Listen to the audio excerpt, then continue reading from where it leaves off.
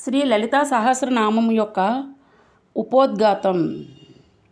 బ్రహ్మాండ పురాణంలోని లలితోపాఖ్యానాంతంలోనే లలిత సహస్రనామాలు వస్తాయి. 3 అధ్యాయాలు కలిగిన దాంట్లో ఉపోద్ఘాతము, సహస్రనామాలు, ఫలశ్రుతి ఉంటాయి. ఉపోద్ఘాతంలో హయగ్రీవుడు అగస్త్యునకు లలితోపాఖ్యానం వివరిస్తూ ఉండగా, సహస్రనామాలను ఎందులకు వివరించటం లేదని అగస్త్య మహర్షి ఇలా అడుగుతాడు. లలితాదేవి అద్భుత చరిత్రను వివరించారు. ఆమె ఎట్లా ఆవిర్భవించిందో, ఎట్లా పట్టాభిషేకం జరిగిందో, బండాసురుణ్ణి ఎట్లా వధించిందో చెప్పారు.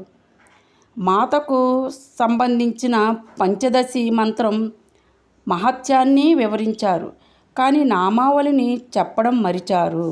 చెప్పకూడదని మానేశారా, లేదా నాకు అర్హత లేదని విరమించారా అని అడిగాడు.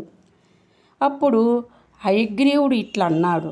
ఈ నామాలు రహస్యమైనవి కాబట్టే చెప్పలేదు. ఇప్పుడు నీవు భక్తితో అడిగావు కనుక నీకు అందిస్తానని చెబుతూ, లలితా పరమేశ్వరి ఆజ్ఞతో వసిన్యాది వాగ్దేవతలు ఉచ్చరించిన సహస్రనామావళిని నీకు వినిపిస్తానని అన్నాడు. దీనికి సంబంధించిన కథ వినండి. శివ కోపాగ్నిచే మన్మధుని శరీరం భస్మమైనది. చిత్రకర్ముడనే గణేశయుడు అతని బూడిదను చూసి చిత్రాకారమైన పురుషునిగా చేశాడు. ఆ చిత్రాన్ని శివుడు వీక్షించుటచే దానికి ప్రాణం వచ్చింది. శివుని శతరుద్రీయంతో ప్రార్థించవలసినదిగా గణేశుడు ఆ పురుషుని ఆ ఉపాసనకు సంతుష్టుడైన ముక్కంటి ఆ విచిత్రాకారుడిని 60,000 సంవత్సరాలు ప్రపంచాధిపత్యం వహిస్తావని ఆశీర్వదించాడు. ఈ దృశ్యాన్ని చూసి బ్రహ్మ అతన్ని బండ ఆశ్చర్యం అని పిలిచాడు. బండు పెరిగి పెద్దవాడై అసుర లక్షణాలు కలిగిన వాడై శోణితాపురాన్ని రాజధానిగా చేసుకుని ఏలుతూ ఉండేవాడు. బండాసురునిపై దండయాత్రలు 4 రోజులు అవిశ్రామంగా పోరాడి అతని సైన్యాన్ని యమపురికి పంపిస్తుంది లలితాదేవి. ఈ సాహసకృత్యాన్ని చూసి దేవతలామెను స్తోత్రం చేస్తారు. శివకోపాగ్నిచే భస్మీభూతుడైన మన్మధుని యొక్క భార్య రతి పట్ల జాలి చూపించవలసిందిగా దేవతలామెను ప్రార్థిస్తారు. అట్లే అని అతన్ని పునర్జీవితుణ్ణి చేసి తన శ్రీనగరంలో నివాసం ఏర్పరచుకుంటుంది. మేరు శిఖరాల మధ్య శిఖరంలో ఈ నగరాన్ని విశ్వకర్మ, మయులు దేవికై నిర్మిస్తారు. పురాణాలలో దీనిపై విస్తృత వర్ణన ఉంది. ఆ పురం మధ్యలో చింతామణి గృహం, ఆ భవనం మధ్యలో దేవి యొక్క ఆసనం ఉంటుంది.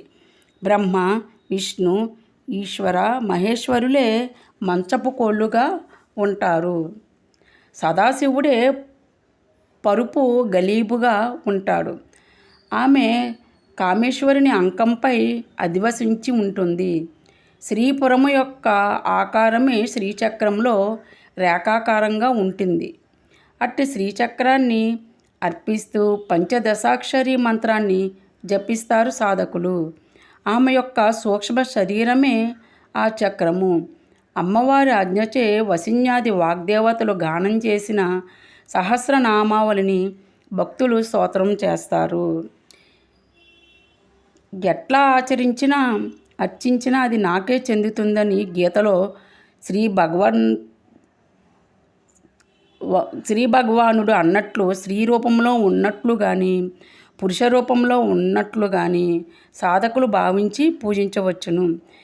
కానీ పరమేశ్వరుడు స్త్రీ పురుష లింగాతీతుడు. ఆ బ్రహ్మము నిర్గుణము అయిన సమస్త కళ్యాణ గుణాలు కలవానిగా భగవానుని భక్తులు కీర్తిస్తూ ఉంటారు.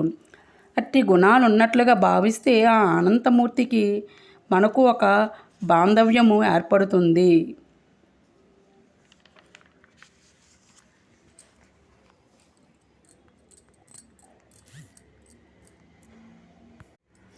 ఈ లలితా సహస్రనామంలో లలితాదేవి